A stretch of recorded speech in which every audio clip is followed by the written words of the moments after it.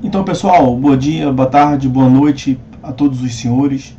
Nós vamos, no vídeo de hoje, dar continuidade ao estudo da instrução probatória aqui no procedimento comum da tutela cognitiva.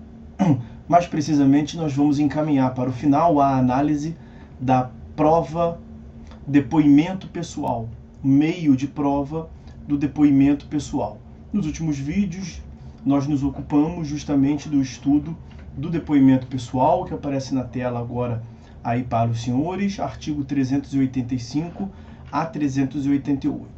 Eu quero fazer uma correlação entre o depoimento pessoal e a confissão, que é tratado no CPC como um meio de prova regulamentado entre os artigos 389 e 395 do CPC. No momento próprio, nós vamos, no próximo vídeo, provavelmente, tratar melhor sobre a confissão e veremos se ela é mesmo um meio típico de prova ou se ela seria mais precisamente um resultado probatório, tem uma divergência na doutrina quanto a esse ponto. Mas eu quero lembrar aos senhores que uma das consequências possíveis de decorrer da realização do depoimento pessoal é justamente a confissão, né? Nós veremos mais precisamente no próximo encontro que a confissão consiste quando a parte admite a verdade a respeito de fato que seja contrário ao seu interesse e favorável ao interesse do seu adversário. É tradicionalmente essa a definição de confissão. A confissão ela pode ser na modalidade real, que é quando a parte expressamente reconhece o fato favorável ao seu adversário e contrário aos seus interesses, mas a confissão pode ser também na modalidade ficta ou tácita. É justamente nesse ponto que nós vamos tratar aqui. Então, quer dizer, quando do depoimento pessoal a parte pode expressamente, ao apresentar as suas versões sobre os fatos, reconhecer um fato que é contrário ao seu interesse, teremos a confissão real, quando expressamente se dá a confissão, o reconhecimento de um fato favorável ao adversário contrário ao seu próprio interesse. Esse reconhecimento pode ser oral ou escrito na audiência de instrução e julgamento, que é onde se dá o depoimento pessoal. O reconhecimento haverá de ser oral.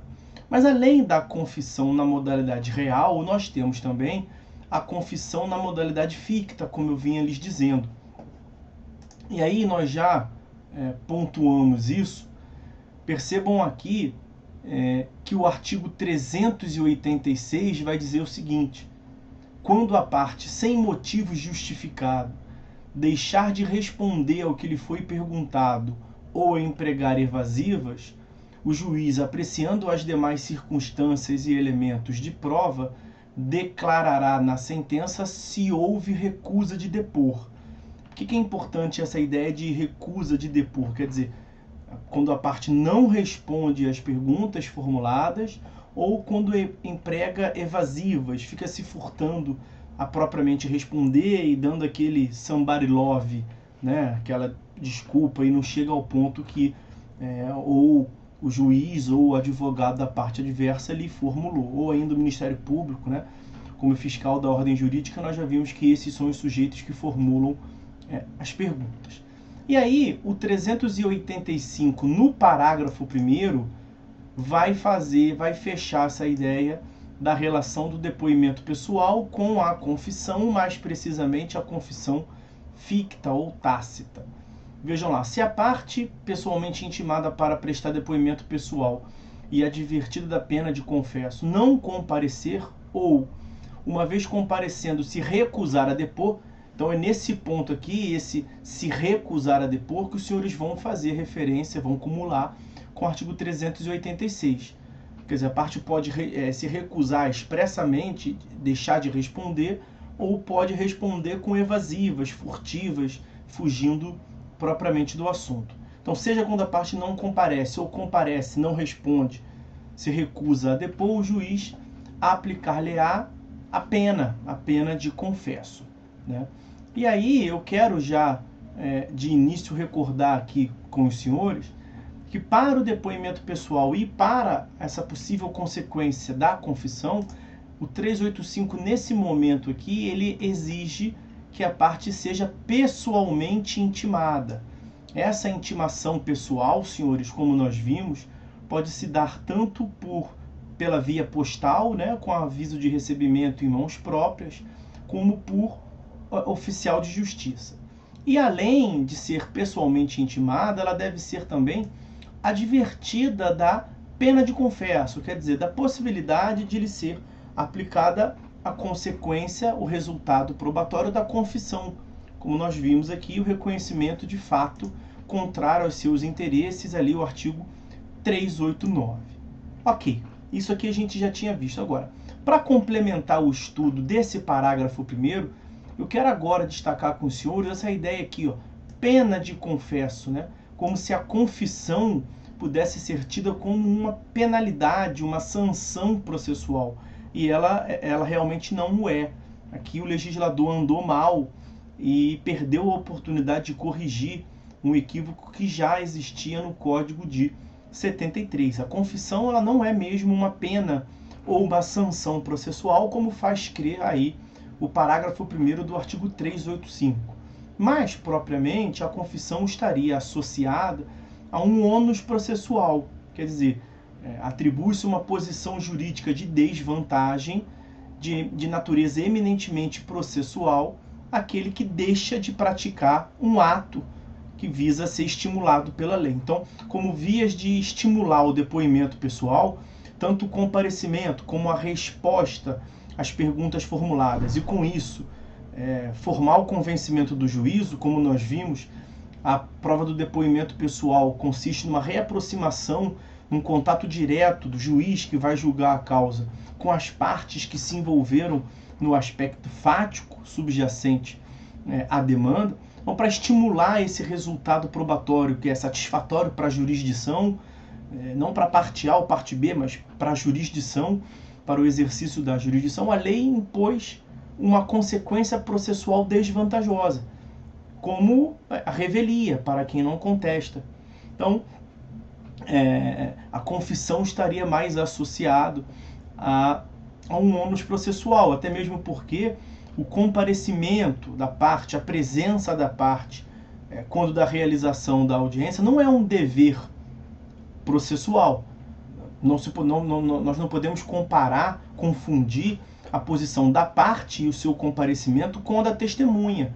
A testemunha exerce um munus público e não pode deixar de comparecer, tanto que ela pode ser conduzida coercitivamente. Não se fala em condução coercitiva para a parte, porque o comparecimento da parte não é propriamente um dever que poderia resultar na aplicação de uma sanção, de uma penalidade. Então aqui há um equívoco mesmo da lei e do legislador. A confissão não deve ser tida como uma pena, uma penalidade, por esses casos que nós já adiantamos aqui, e ela deve ser mais propriamente associada à ideia de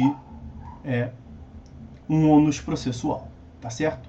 Bom, uma outra consideração, já que estamos aqui aproximando a confissão com o depoimento pessoal, na verdade o depoimento pessoal tendo como uma das consequências a confissão, só recordar aos senhores, na verdade adiantar, nós vamos tratar disso melhor num próximo vídeo, que a confissão ela não produz prova plena, né? Já se superou a ideia de que a confissão é a rainha das provas, né? Nós estamos no sistema do livre convencimento motivado e o juiz pode atribuir, vai atribuir à confissão, de acordo com as nuances do caso concreto, o valor que ele reputar conveniente, tá certo? Bom, nós temos também o fenômeno do artigo 139, inciso 8º do CPC, que consiste no interrogatório, né? O 139 está lá no capítulo dos deveres do juiz. O juiz dirigirá o processo conforme as disposições desse código, incumbindo-lhe, inciso 8º, determinar a qualquer tempo o comparecimento pessoal das partes para inquiri-las sobre os fatos da causa. Aí você pode pensar, então é depoimento pessoal determinado de ofício, não tem problema nenhum, o juiz tem poder instrutório, né, professor? Então, quando o juiz determina o comparecimento da parte para lhe formular pergunta, para inquiri-las sobre os fatos da causa, isso é depoimento pessoal. Bom, não é. Não é porque no inciso 8º do 139, olha a parte final, hipótese em que não incidirá a pena de confesso. Mais uma vez ele comete o equívoco de associar a confissão com uma pena, mas ele está dizendo que no interrogatório do 139, inciso 8º, não terá confissão. Se a parte não comparecer ou comparecendo apresentar evasivas, furtivas, ele não vai aplicar a pena de confissão, tá certo? É uma distinção básica aí do 139, inciso 8º, o digníssimo interrogatório com o depoimento pessoal. Bom, para fecharmos, amigos, falta ver o artigo 388 do CPC. Segundo o artigo 388 do CPC, a parte não é obrigada a depor sobre alguns fatos que nós veremos. Percebam, veja bem, eu disse ainda agora para os senhores que se a parte não comparecer, há uma confissão ficta. Se a parte comparece e não responde, também teria confissão ficta, como consta expressamente no artigo 386. Nós vimos ainda há pouco, no 386 e no 385, parágrafo 1º. Quando, comparecendo, a parte se recusar a depor, o juiz vai aplicar como consequência a confissão, desde que ela tenha sido intimada pessoalmente, desde que tenha sido advertida a respeito da confissão. Mas veja, em alguns casos, a parte tem o direito de ficar e de permanecer calada, né? Que é o caso justamente do artigo 388 que nós estamos aqui a analisar. Esse artigo 388 seria mais interessante que nós já associássemos o caput com um parágrafo único, percebam. Esta disposição não se aplica às ações de Estado e às ações de família. Quer dizer, salvo nas ações de Estado e nas ações de família, a parte não é obrigada a depor sobre fatos. Quer dizer, esses fatos, quando se tratarem de ações de Estado e de família, a parte depoente não vai ter o direito de permanecer calada, tá ok? Então, o 388 prevê casos em que a parte tem o direito ao silêncio, só que esse direito ao silêncio não se aplica nas ações de Estado e nas ações de família, por conta da relevância da questão discutida. Quer dizer, nós estamos no 388 diante eminentemente do direito ao silêncio, como eu venho lhes dizendo. Há um balanceamento, né, um critério de proporcionalidade entre a relevância do depoimento pessoal no aspecto probatório, ainda que não seja tida como uma prova plena a confissão que pode resultar do depoimento pessoal, é evidente a sua relevância, como é evidente também a relevância do contato direto do juiz com os fatos da causa a serem expostos diretamente pelas partes, sem interferência dos seus advogados. Então, em que nós temos de um lado, num prato da balança, a relevância do depoimento pessoal e de outro lado, razões, como nós veremos, que justificam o direito ao silêncio da parte, né? A ausência da parte,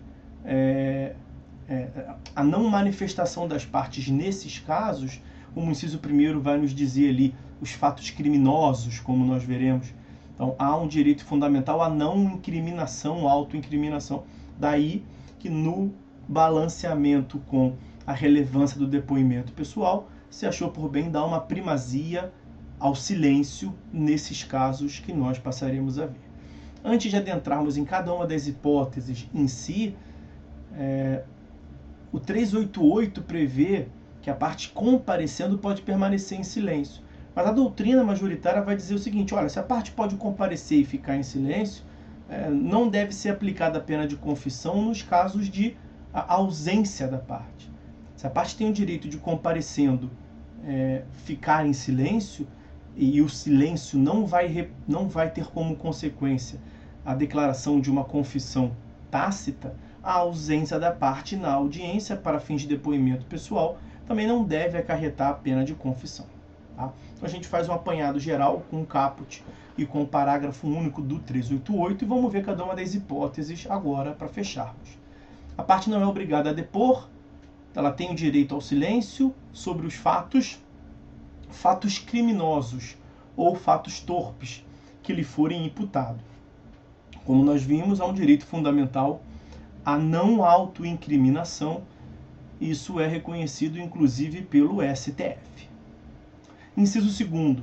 A parte tem direito ao silêncio, ela não é obrigada a depor sobre fatos a cujo respeito, por estado ou profissão, deva guardar sigilo.